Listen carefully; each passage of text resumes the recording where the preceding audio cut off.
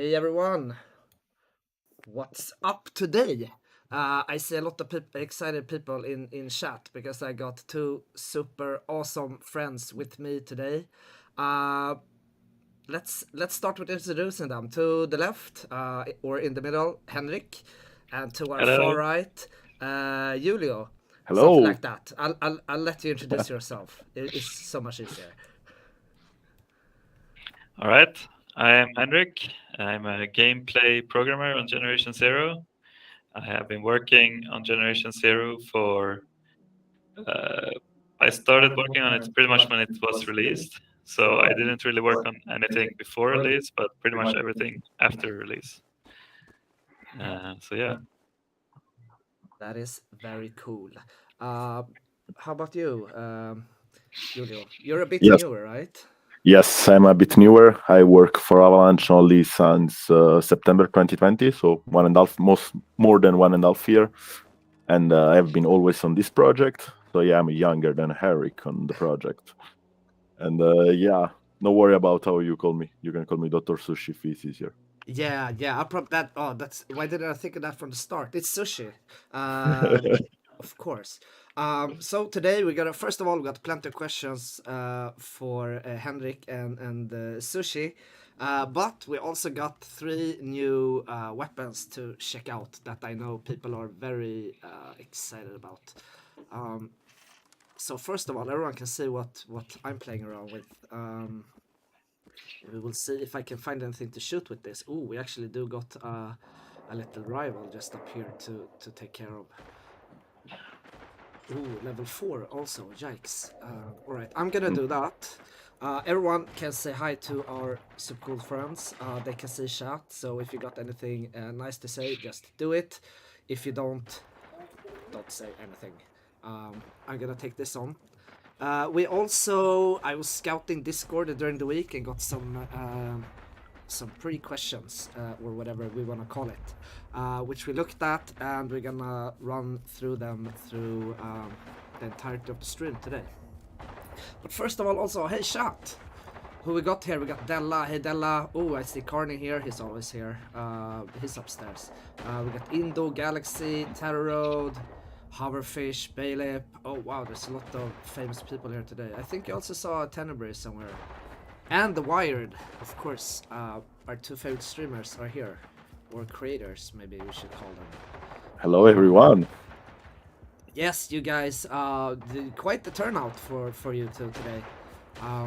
Good to hear. Well, how couldn't it be? There should be more though. We want to break the record that we got when Bjorn was here.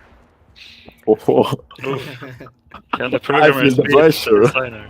I mean, we're two, so we should get double the viewers, right? Exactly. That's what I'm thinking. All right, they want to see the flamethrower right away. I'm gonna start with the bow though, because I never do what anyone tells me to do. We got quite some funny questions though, and there was one question that I didn't get at start that Carney had to kind of tell me about, and that's about the rubber duck. But before that, maybe you guys wanna tell me what exactly does a gameplay programmer do? Because I'm very interested in that. I leave that to Julia. What I haven't found out yet. So okay, that's I wish the first time someone asked me this question. 4 or 5 years of professional developing. So yeah, hard to answer. I think that's the easiest definition is that we take care of the system closest to the user, so the one with which the users usually interact. Like for example, you see the weapons, the inventory. I don't know, more abstract ones, the rivals that now Pontus is fighting. So yes, basically everything the user can interact with, everything the user can use. And the fact is, we are a small team, quite small team. So every now and then, especially as gameplay programmer, goes to do everything else. But yes, mainly we are focused on this kind of systems. And sorry if I didn't nail the definition. Sorry to any gameplay programmer in the chat. I think it's well, so we can pretty much say that you're doing all the hard work. I mean, for me it's the easiest one. I will never work with animation for AI, but yeah. Or maybe Alright. physics. A good start at least. So now we know what Henrik and Sushi are actually doing on the days, which makes it a little bit easier to maybe understand the other questions that we got. Yeah, thinking about it, regarding what the gameplay programmer does, I tried to explain it to a friend a while ago, and it was about I was explaining the melee weapons in Generation 0, and I said that I had worked on them, and it's like, oh, did you do the model? No. Did you do the animations? No. Did you do this? No. Did you do the sounds? No. No. What I actually did is, like, when you swing it, how it feels about what you're hitting in the game, and like things like that. How you should be able to hit all the glasses, for example. If there are 5 glasses on the cover, you should hit all of them when you swing with your melee weapon. Things like that. That's what I did, but it's kind of hard to explain it simply, I think. Well, the thing is, most of the people hanging out with us are pretty smart and know about this, so it's probably a little bit easier to kind of explain to them than maybe to your average non-gamer. So I'm a bit stuck here with the pitchfork because I need to go to my inventory and put some first aid kits. So when I'm done with that, I'm gonna keep talking to you guys. I also saw Jens. Hey Jens. So we got the dude in chat with the name Jens Häggström. So of course you would think that that's his name. But he's an imposter. That's not his name actually, which become a little meme now.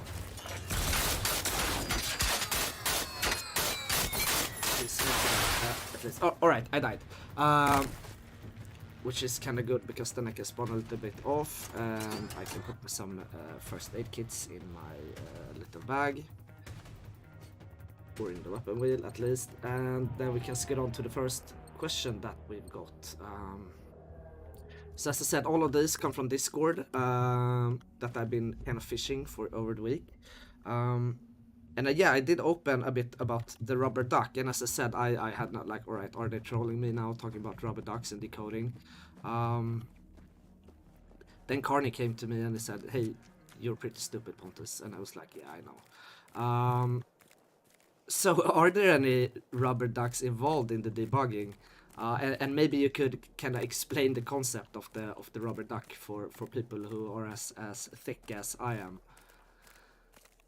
Yeah, sure. A rubber duck or rubber duck debugging, it's basically the concept of like usually it starts out with you explaining it to another person, and you're explaining what your problem is. You say like, okay, so I did this and that, and then I did that, and then I proceeded with checking this thing, and then like while you're explaining it, you realize that, oh, but I should have also checked the other thing or something. So you basically you realize what the problem is just by explaining it to someone else. So you could have just explained it to a rubber ducky. You didn't actually need that other person. So that's what rubber duck debugging is. You get a rubber ducky like this one, and then you explain your problem to the rubber ducky, and hopefully the rubber ducky helps you, even though he cannot talk. And it's very funny though that you actually did have a rubber duck. You made this, yeah, this I can one up you. I actually have 2. Oh my gosh. I got them both from my girlfriend on my birthday. One is from working from home. It's the regular yellow one. This is the working from home rubber ducky. I brought it to work today. And this is Uniduck. It's a special ducky for work. It has extra magical debugging powers. So that's that's rubber duckies. I just love that, and also I got to learn a bit more about the kind of debugging process and how developers work. oh jeez, this flamethrower is so nice. So there's a rumor that at least one of you worked with the flamethrower, right? And about, I also did something, but yeah, let's start with Eric. I did a lot of work with because we did have a flamethrower in the game already for the hunter, but it didn't feel good enough for when the player was shooting with it, and it also had some issues. So I was tasked with making it feel better, and I feel like I succeeded. Yeah, Well, you made an absolutely great job with that because it feels absolutely amazing. Yeah, but feel is also like everything together. Like the sound, the animations, and Oh yeah, it's probably my new favorite toy. I can tell you, it's absolutely amazing. And for everyone who wanna try it, it will be available tomorrow in the Resistance weapon pack. And also, talking about tomorrow, I know this question has probably popped up 1,000 times when I was been busy fighting off machines here. But there is gonna be a hotfix for console. Yikes, I die all the time. Tomorrow, coming out also together with the weapon pack at 10 AM Central European summertime. So everyone who's been waiting for that, been waiting to finally do the base assault missions, or maybe had a little trouble with the base defense, now is your time. Oh yeah, I can see chat is really going crazy about the flamethrower, and I think it's absolutely amazing addition. It's very fun. It is very fun, and it also looks great. So let's keep going. We got quite a lot of questions. So I'm just gonna, since we just talked about the Resistance weapon pack, and you kinda answered what you were doing with that, we're gonna scoot over that one. So this is quite a hefty one. I'm gonna stand still here for a second so I can check it out in the meantime. So what gameplay element was the most fun to work on over the last 6 months? And what was the least fun? Also known as what made you wanna torch the dev build rig?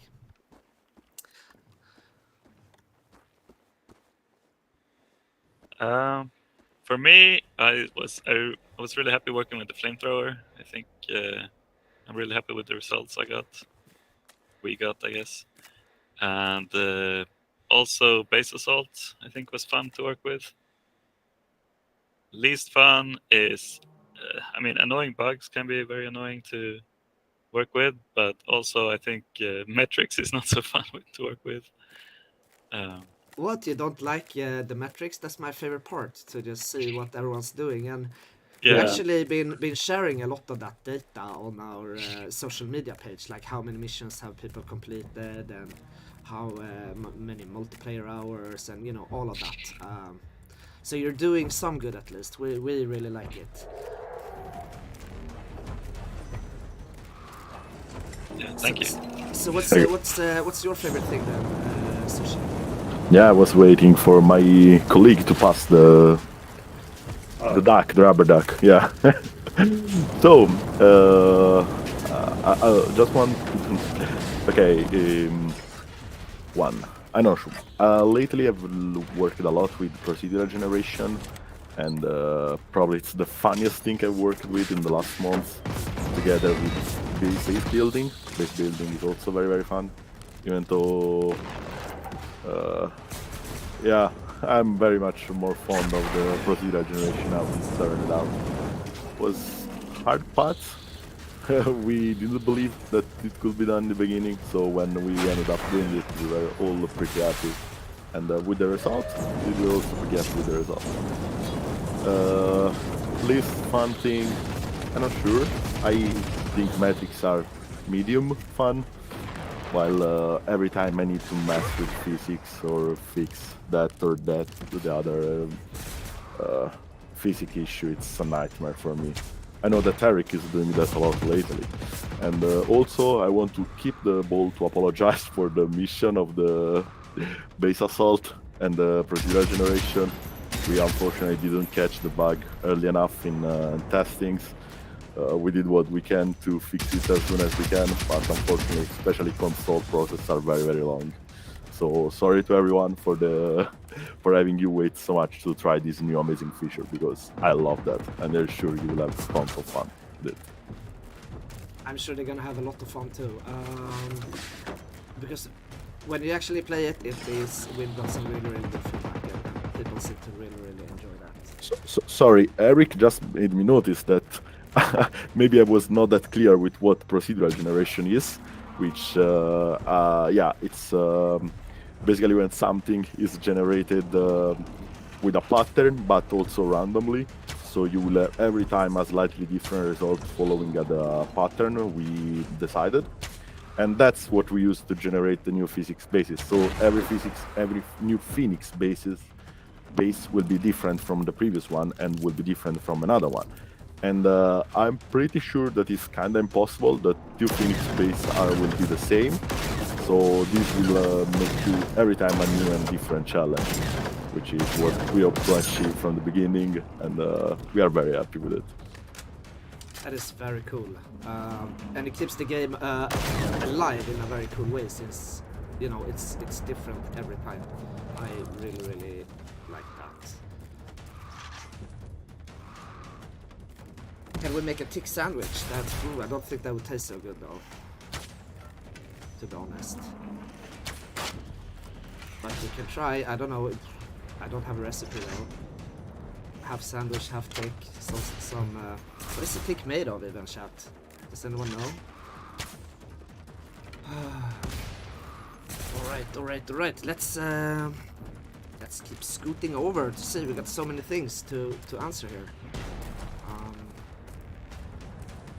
So was there anything once you solved the problem that you wanted to kick yourself due to the solution being so simple when we're working on this game?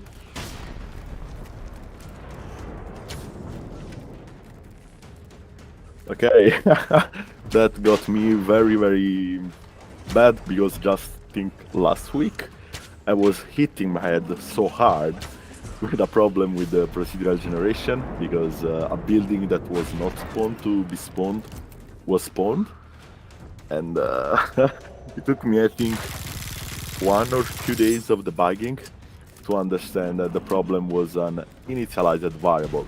So basically, I'm not sure how many of you are familiar with this programming concept, but when a variable is initialized, the value inside it is a random number, and that random number was a value of another building. So it was so hard for me to find out a so simple bug. So yes, lesson is always initialize your variables.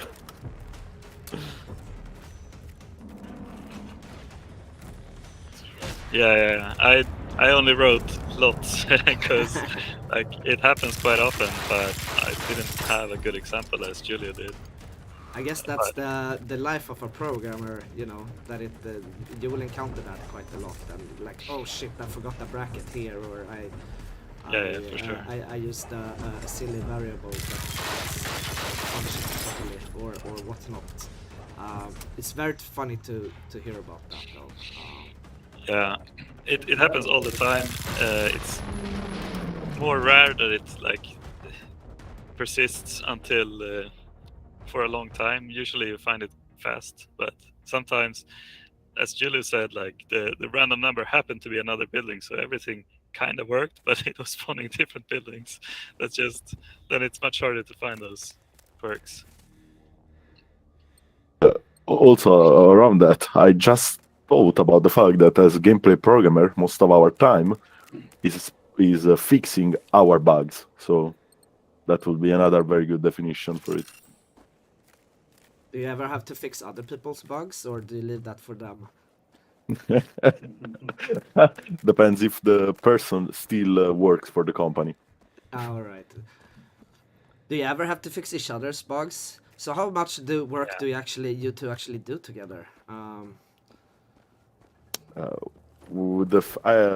When I started this, Eric was my mentor, and I remember the first thing we worked together was the rival, But the first thing we like really worked together from the start, like we designed it together, we implemented it together, was the wall-based building.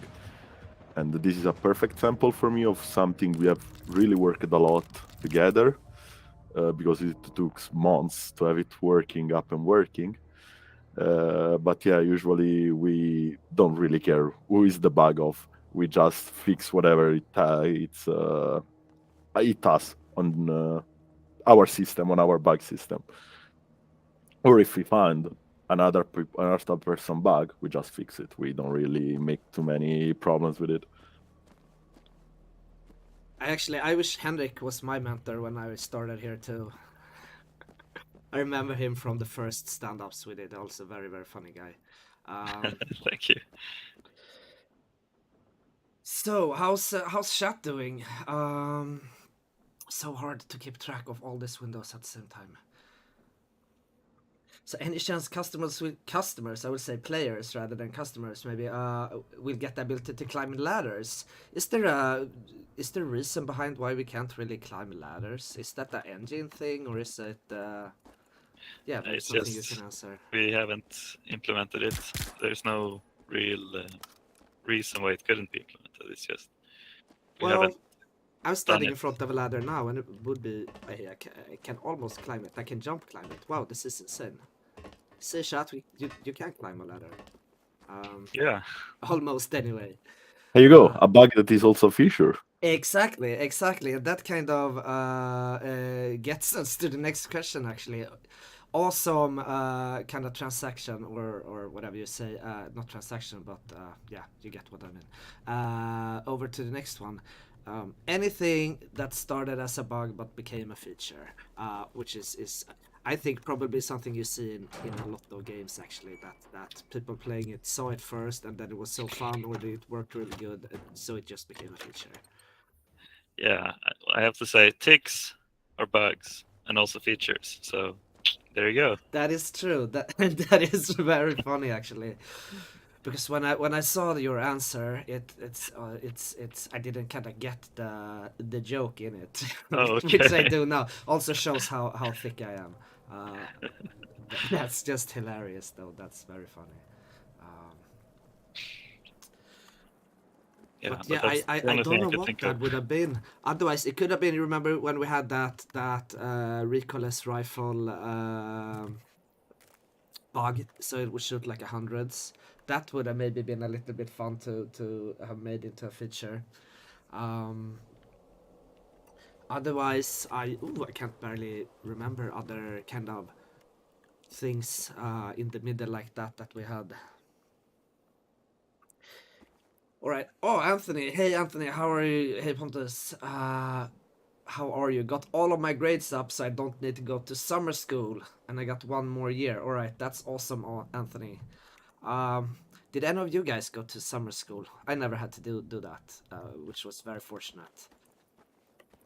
I'm not really What sure do you if it's mean by summer school? Sorry. well, I guess that kids that are a little bit behind, maybe on in their study, have to go to school during summer to kind of catch up. Or maybe kids that play a little bit too much video games instead of studying have to do that.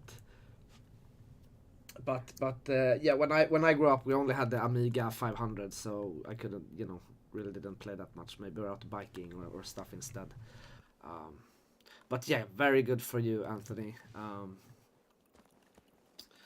So, chat, what do you want to see? You want to see me play around a little bit more with the bow? Should I keep setting things on fire? Or do you want to see more of this awesome 4-crown pitchfork that I got? I kind of like this. It looks very nice. Oof, I would not like to get stabbed by this. Actually, I would not like to get stabbed by anything, but especially not a pitchfork.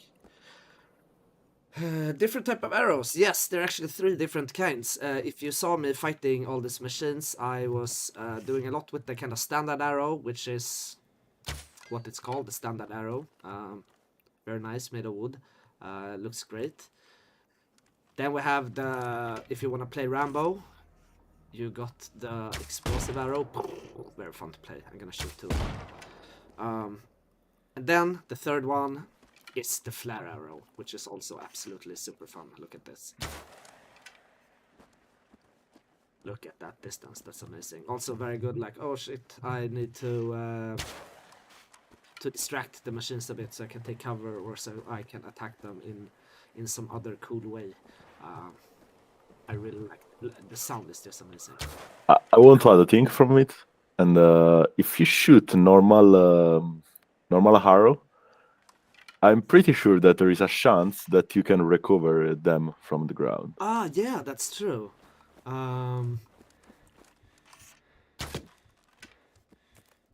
At least Yeah. we can see it. I don't. So this would probably be a certain percentage that makes it, because we can say this one is broken. So I guess if they don't break.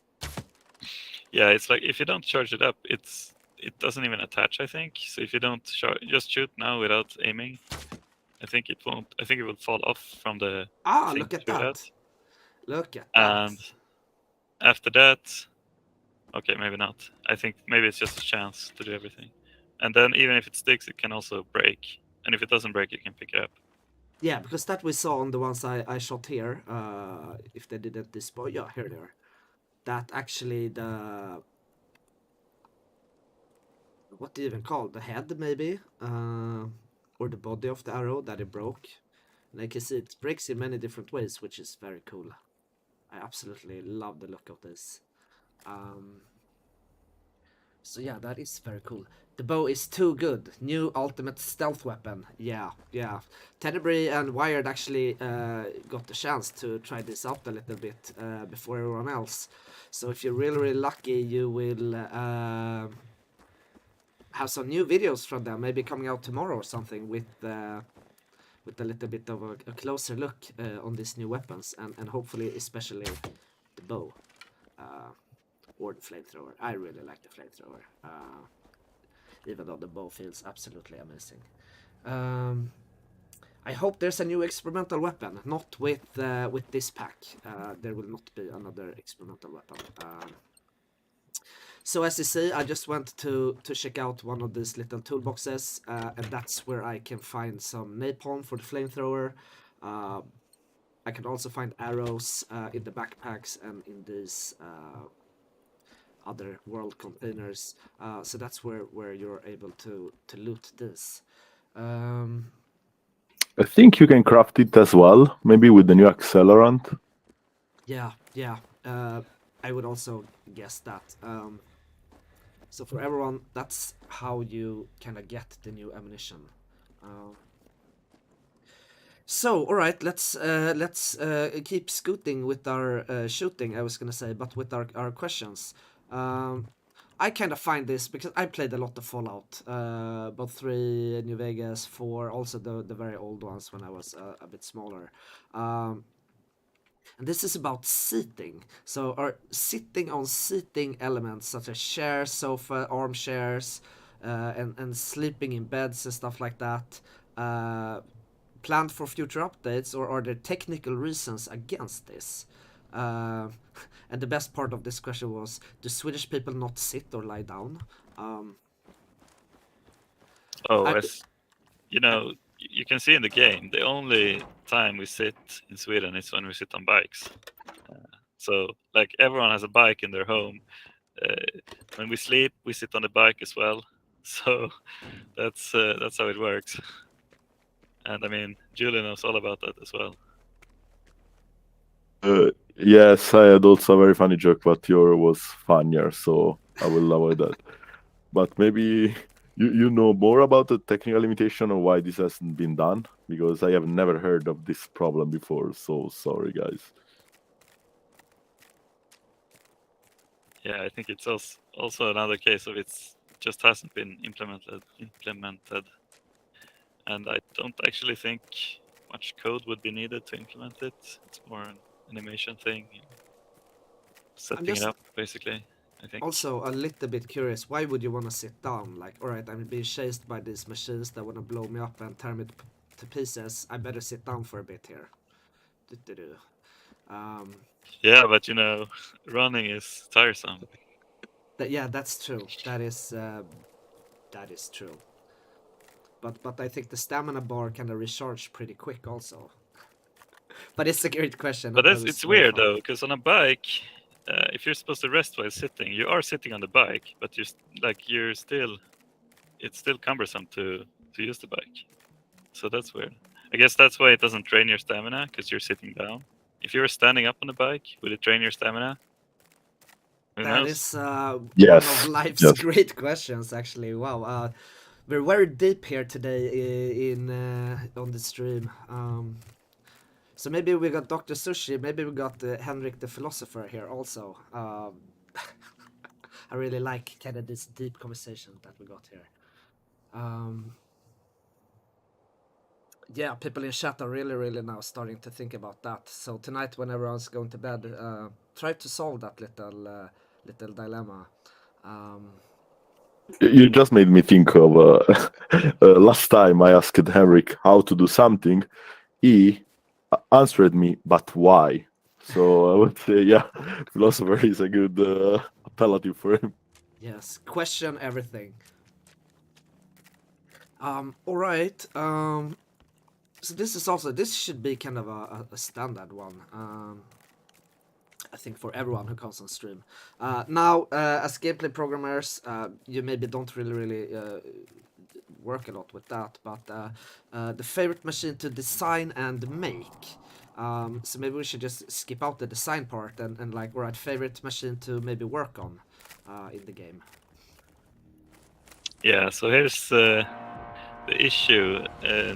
Like, we don't really set up the machines per se. We might make like some little small function for a weapon or some little tool here and there. Usually we don't like, and then it's like the designers and animators and everyone else just puts everything together and makes a machine out of it. And all the Phoenix machines already existed before I joined the project, so I haven't worked on them. The only machine I've really worked on a bit is the Reaper, and I think that's true for Julia as well. Because the Reaper has a lot of like special attacks and things, and those need code. But other than that, it's not actually that much gameplay code that goes into making the machines. Well, apparently, like, alright, you worked with the coolest machine then, which is, I guess, kind of nice. The coolest and the biggest and the most dangerous one. That is very nice. So imagine if there's a time machine thing in FOA that allows the modern Swedish equipment, etc. Now we're kind of going off topic a bit, I guess. But yeah, we could imagine that. What modern weapon would you like to see then, Black Shark? If there was now a time machine at FOA. You know, it could be something like the Swedish government probably would have worked on a time machine sometime, you know, during our past glory days. Bro, that would We have a time machine in the game, actually. Yeah, we do. Actually, I actually scrolled past the video of that today because I think it's just absolutely amazing. Is it working though? Well, at least it can fly. I'm very impressed with it being able to fly, since the engines in the back are two trash. What do you even call that? Trash cans, but the bigger kind. But yeah, gotta be one of the best Easter eggs ever in any game, I would say. I absolutely love that. And so maybe, can I get this? This arrow. No, why did I shoot it so high? Anyway.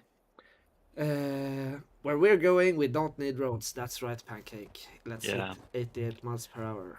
I was gonna make a joke instead about the modern Swedish equipment. Maybe we can make more futuristic weapons instead that you get through the time machine, like a machine gun that shoots lightning, or a sniper rifle that's like a railgun, or something like that. Ooh, that would be crazy super though. cool. That would be, you know, absolutely nothing you would find in the end of the 80s, at least. So yeah, there gotta be some kind of time machine there. Maybe the Swedish have worked on it for a very long time, and they started in the 80s. Who knows? That's cool.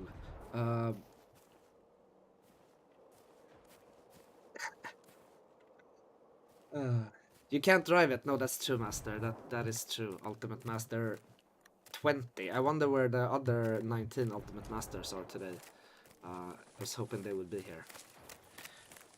Hey, how do you find concrete? Concrete you find when you clear a base assault or when you manage to do a base defense mission.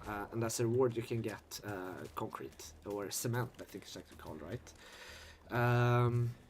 It's not a certainty that it will drop though, but if you're lucky and RNGesus is on your side, it may drop for you. And with that you can build some pretty cool awesome stuff in your base. What about armor? Armor would be kind of cool. We do have the upgraded clothing items that we can do that are resistant to stuff and that got certain perks included in them. So I would call that kind of maybe semi-armor.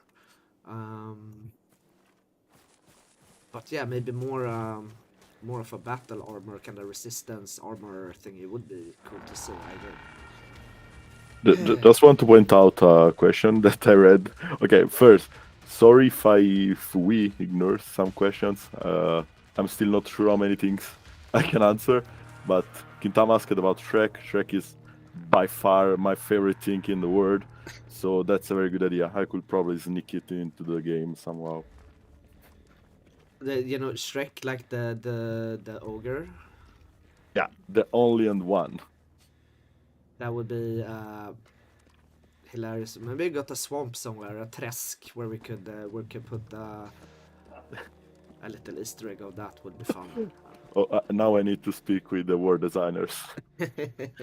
Well, Laura is really good with Easter eggs, I can tell you. So maybe she can help you out. Right, I'm gonna fast travel up, maybe try to assault a little base. Shrek outhouse in the marshlands would be absolutely funny, Gamma, I agree. Right, hey, we still got a lot of question here. Can't focus on chat all day, even though chat is very fun and super active today. So, what kind of mechanics would you guys like to see added to the games? Game, yeah. That's might be a little bit tricky, but also kind of fun question.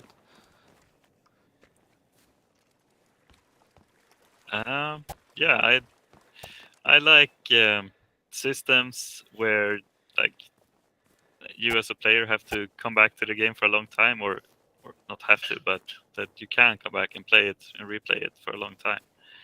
So things like base assault and rivals and things like that. And I think I like it partly because I think it's fun to play, and maybe also partly because those things require a lot of code, so there's a lot of work for me to do there. That's gonna be the first time I hear someone wanting to do a lot of work. But I guess that's why this game is so good, because you guys like doing it. Yeah. I was gonna say something, but I forgot. So, Julio, say something. Yeah, I am a bit more careful than Eric, because as a developer, everything I say could be used against me. So I'll just say, I don't know, Apache helicopter, which is something you will never see in the game. So, but yeah, I kind of agree with Eric. These end game content are very fun, and I don't know how much I can say, but we have some days in which we do funny idea for the project every now and then, and especially Eric is very good with this, and some of them maybe will see the light, but we'll see. Yeah, but that's why I only mention things that have already been released yet, like the rivals and base assault, so I don't give people too much ideas. That's good. I'm very thankful for that, because I'm the one who has to nah, you can't promise anything. There, we'll see on a long enough timeline. All of those kind of explanations I have to pull out. Oh jeez, there's a lot of issues here. Ay. I'm gonna set them on fire. Yeah, level 3 bases are very hard on a single player. Maybe I should just set stuff on fire here, and then next week someone could come and help me out with that.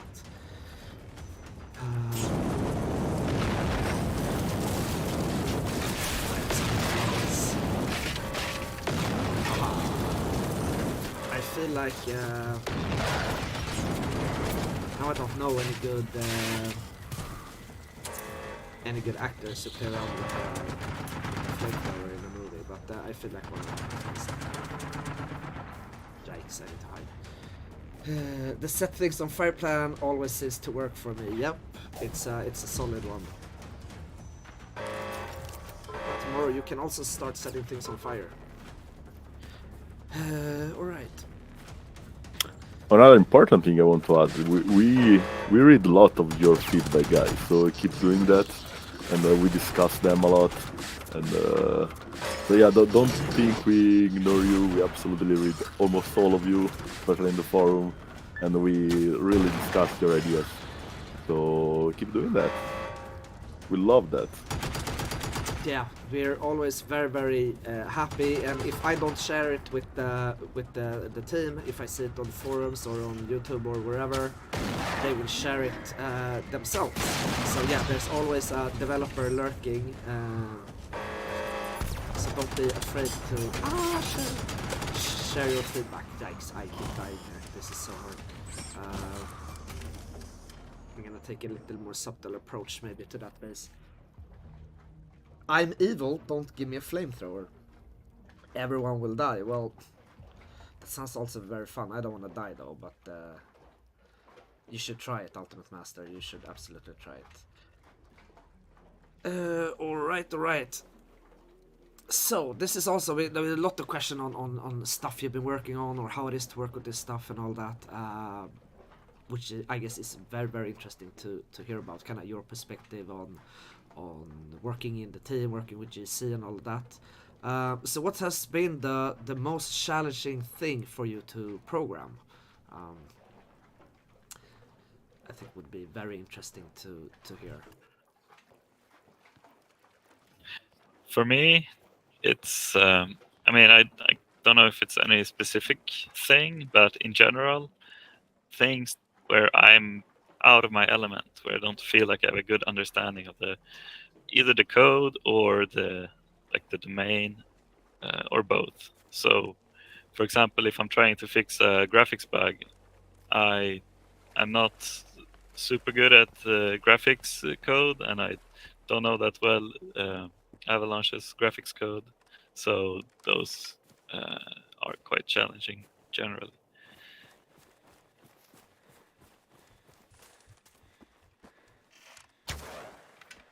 Julia, do you know any challenges?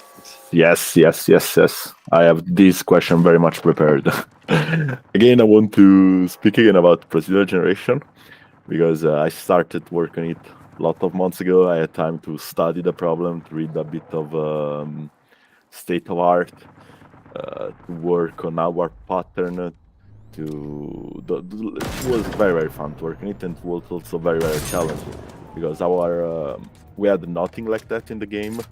We started to add some procedural generated missions, but like the base assault and base defense. And but yeah, working on that was quite challenging, quite fun, and give me a lot of time to, as Alex said, to study a problem I was absolutely ignorant of. So that's always fun, to find new stuff, program new stuff, learn new stuff. Learning is always fun, especially when you are passionate about this. And the second thing that I want to mention is optimization. Lately we have started working a bit on optimization, so hopefully you already have seen a bit of improvement in the latest patch. You will see a bit more in the next one. I think that's very challenging, because you need to, going and find out the problem, learn all the different systems, how they work together. Again, it's very long process, so we cannot do like this, and the game will run smooth. But time by time, we are taking a bit of time every now and then to do a bit better. And I think that hopefully you will see that, and you will be happy about that. That's a lovely answer. That is a really lovely answer. So, could you please program a storage unit for all the collectibles to be displayed? That would be kind of cool, I guess. Would that take a lot of work, do you think? Aren't they displayed in 3D in the collectible menu? They are, but I think people wanna, you know, in their base maybe have some kind of... Okay, like models, Yeah, 3D models. yeah, I Okay. guess. Yeah, trophy lodge. Exactly, but for all the collectibles, because there are quite a lot of collectibles out there now. You got the... Yeah, there's hell of a lot actually to pick up. It would be cool Yeah, to see sounds that. cool. I agree, DJ. I'm just playing around with Pitchfork and oh my god, it's so fun. I also really see the use for these arrows with the flares on them can be very, very helpful here.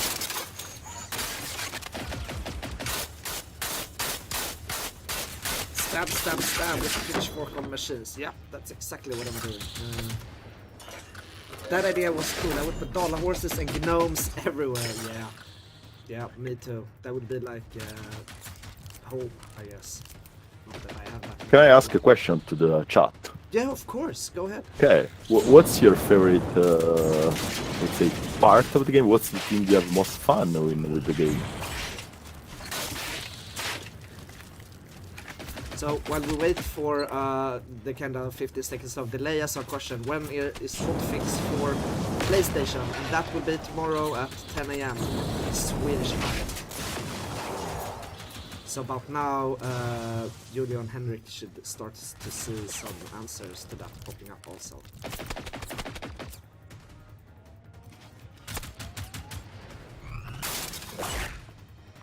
And I'm just gonna fix first.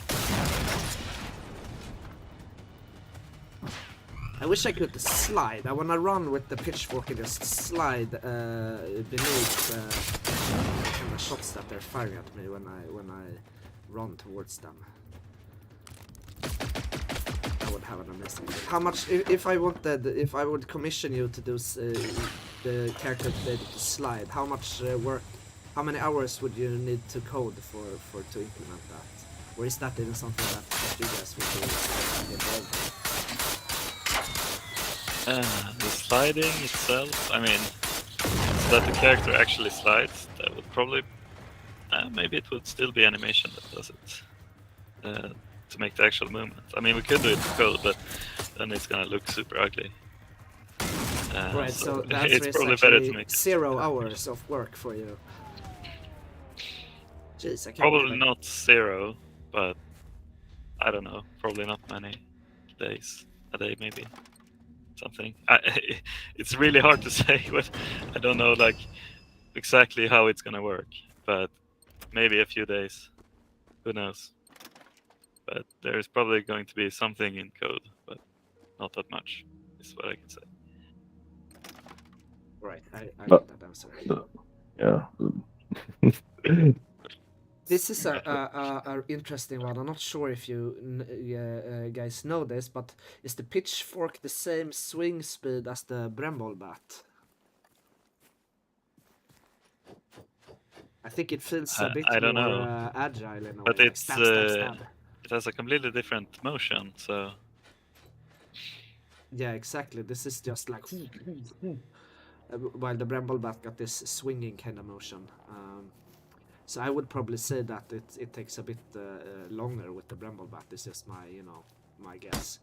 Oh, the sound is amazing though. Chop, chop, chop. Yeah, I would say that all the sounds in our games are very amazing. Sound and effects and animation. I mean, yeah. the game is pretty cool, to be honest. Huh? Yeah, they're absolutely amazing, and I get impressed every time I see some new work in that field.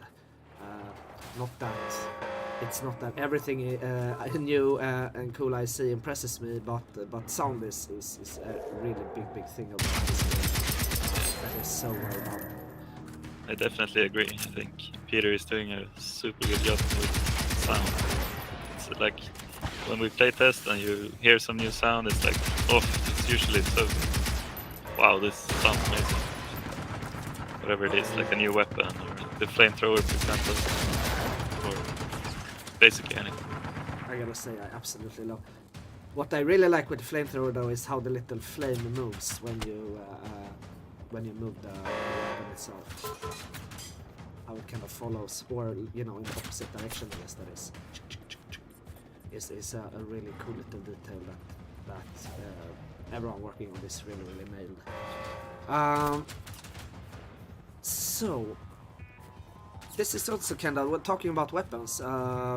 What's the most difficult part about adding a new gun to the game, or is it actually relatively easy to do? It depends completely, for at least from a gameplay perspective, it depends completely on what the gun should do. If it's a gun similar to one we already have, we don't need to write any code. But if it has special cool features, like you can hit 3 things with it and then charge it up to release a big electric explosion with your hammer, that takes extra work. If from a gameplay perspective, at least. Well, that makes a lot of sense. That makes a lot of sense, of course. We actually got a really fun question. On that, I would just to answer that most of our work is with the projectiles more than weapons.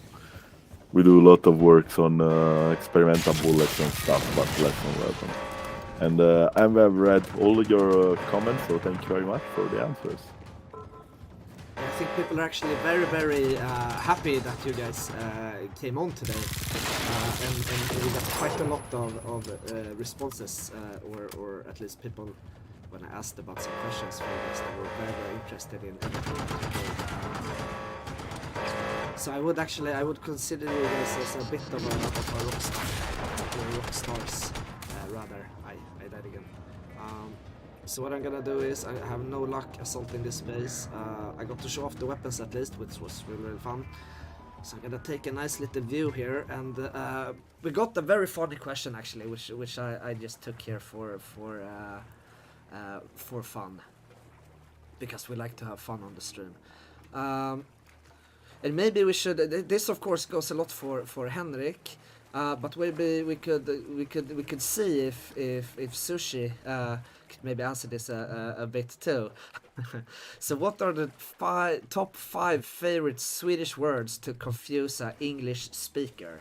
Now I say Italian, you know, we could also say top 5 words for Swedish words to confuse an Italian speaker, and then maybe Julio could answer that.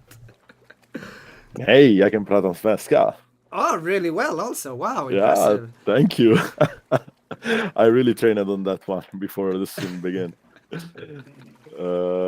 Yeah, I think that Swedish is more similar to Italian than English is, so at least word-wise, not grammar-wise.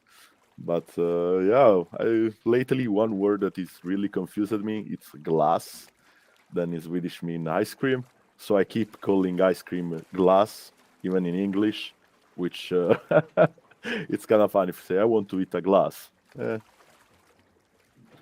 Yeah, I can get that, and it's very confusing with it's both ends in the double S also. So, while a glass, which is a glass, and not a glass, it's only spelled with one S.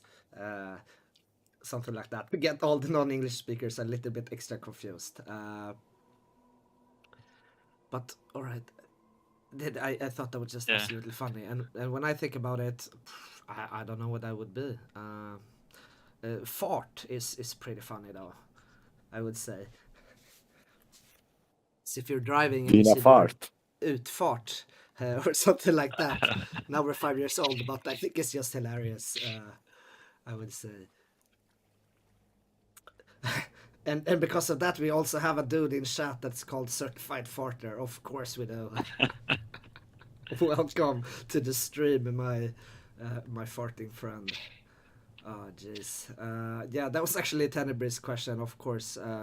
So, what would the top five favorite Swedish words to confuse a Canadian be then? Since we actually got a Canadian producer on the GC team, could actually apply that there. But Canadians are also English speakers, maybe. But Well, you're French, oh yeah, that's true. or some kind of hybrid of French and English. It's too easy to make fun of Canadians, though, so maybe we should not do that. Take the high road. I'm still waiting for the 5 funny words from Eric. I really want. Yeah. I like when I read this question, I was like, okay, I don't know. Like, I guess there are maybe real answers, but they're not so funny. So, what I also thought of was that when I was a kid, before I knew English, I thought the phrase "he buys a pink sheet and pays with a kiss" was super duper funny. And if you're from Sweden, maybe you understand why. It's because pink and buys and kiss and sheet are all, it means pee and poop. Like half the words in that sentence means pee and poop. And that was super funny to me when I was young. So thinking about it the other way, like what would be funny in the same way to an Englishman who didn't know Swedish? I have this joke that I thought of, and it's an Englishman walked into a restaurant in Malmö. Walking past the bar, he saw a beautiful woman and exclaimed, "What a handsome face!" Then Arne, sitting next to her, said, "Nej, det var jag som face." So, I guess top 5 words would be, "Var det han som fes?" Oh, jeez, I can't breathe in here. Oh my gosh. What have we turned into? I guess you need to know Swedish to Yeah, appreciate the Della joke, though. absolutely loves that. I'm not surprised. Yeah, thanks for that question, Tenebris. Yeah. Oh jeez. I'm so happy that you guys came here to answer stuff like that. Oh jeez. All right. So anyway, we only got a few more minutes left. Do we have any more questions in chat that we maybe could take like this? Please don't have them pee or poo related. Just. I saw a question that was also one of the questions in the document that we haven't answered yet about gameplay and mission narrative balance.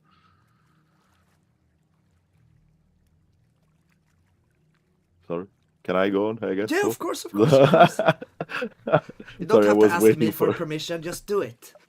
Yeah. Okay. So I think in the beginning, I can speak of for me that I'm kind of young on this project, so maybe Eric can add more. But in the beginning, this game was very narrative focused. Then we shift a bit and we became too much gameplay focused. Now we are trying to balance those 2 aspects.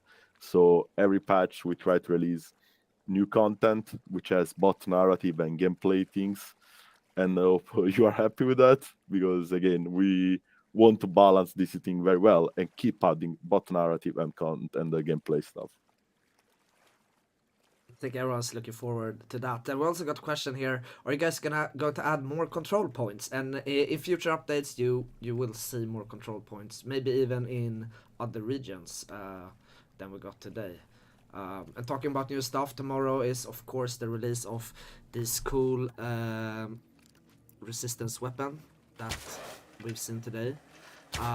There's also the hotfix for PlayStation and Xbox coming out at the same time, 10 a.m. Central European Swedish time. Central European Swedish time? No, that would be Central European summertime. All this talk about Swedish words and this and that, it just got me very confused.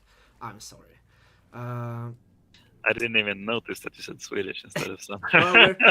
Well, we're so used to being kind of like the center, so we want to just put it in there everywhere so everyone knows how important we are. But yes, that is true. More control points, yes, but that will be in the future. So get ready for that. All right, Teddy says, dude, strike that balance is tough, but we'll get to really enjoy that most as we go along. There's this ramping feeling on our latest updates, and I can't wait to see what y'all have in store with it. Yeah, I think there's no one who can wait for that. We're all really super excited about all the new cool stuff, and all the kind of new features and little tweaks and all of that we're working on and pushing out. Console fix hype, yes, that is true, Tenebri. That is exactly what I'm gonna do. So tomorrow, everyone is gonna take a sick day and play Best Assault all day. No, please don't do that. I don't want to get in trouble with the teacher or something like that. But do it. Anyway, it's 5 o'clock. I think it's time to start wrap up. So Henrik and Julio can go. Well, I think Julio would go play D&D, and Henrik As well, we probably play also Yeah, me together. too. something. Oh, really? Well, look Yeah. at that. Everyone playing D&D except me. I have to start with that. I actually do have the starting kit at home. I should have a little bit of a look at that.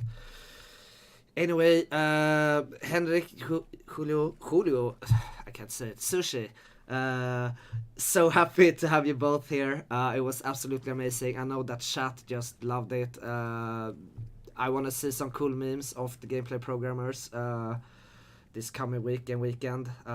Show all your love and appreciation for them. And for me, just forget about me and focus on them. And tomorrow there will be a Second Extinction stream, I'm most certain. Go join Carney, have some fun. I'll be back next Wednesday. And yeah, I guess that's that. You all know the drill. Do Henrik and Sushi know the drill? I think you do. Do I? Do Rubber Just- Ducky and Uniducks is bye-bye at least. Yeah, Bye-bye. that's good. Bye-bye. They also say stay out of trouble. oh, stay out of trouble. It's the most Okay. important Trouble, thing. kids. And now it's starting to get hot, so drink a lot of water also. We want our programmers to be well hydrated. See, very good. At least someone is listening to me. Anyway, thanks for joining, chat. Thanks for joining. Have a super awesome afternoon, and I'll catch you all next week. Yeah, guys, Bye-bye. stay